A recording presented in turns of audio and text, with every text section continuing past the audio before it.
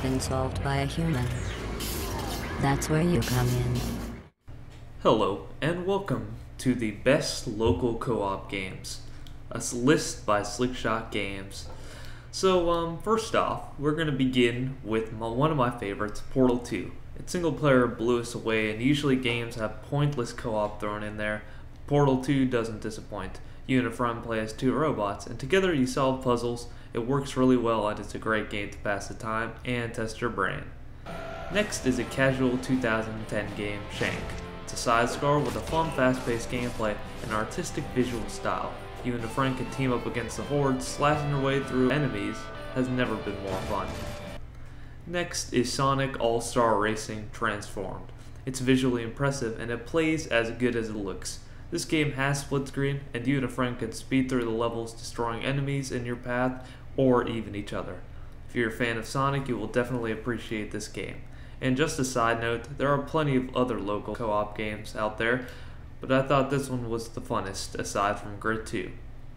Next is Valve's Left 4 Dead. This gory zombie survival horror adventure is all about teamwork, and you can play with a friend and some bots to beat the levels. Both Left 4 Dead 1 and 2 support and encourage teamwork. Games tend to be funner with a friend, and zombie games are definitely not an exception. You'll spend hours blowing infected heads off and cutting through them with chainsaws and various melee weapons. Next is the 2007 game, PEGGLE. This game is an extremely addicting casual game. The goal of each level is to get rid of all the orange pegs, simply using the balls you've been given, 9 or 10. The reason this is on the list is because it has a duel mode, where you compete with somebody and see which one of you gets the high score. It's turn-based, and trust me, you'll burn hours playing this game. It's just that addicting.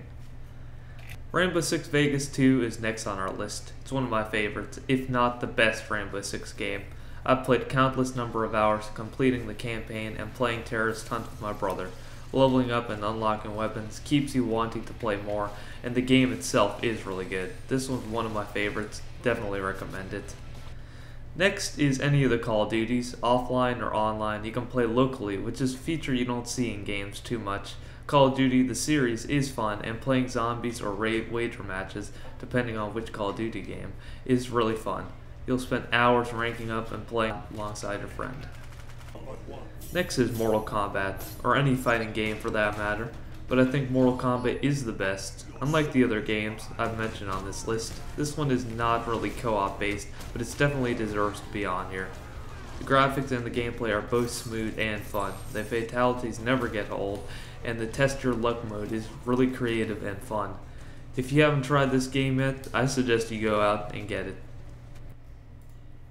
Next is Beat Hazard Ultra, a player music game. It's a visually stunning game, similar to the classic Asteroid, but with strobe lights and colorful gamma rays.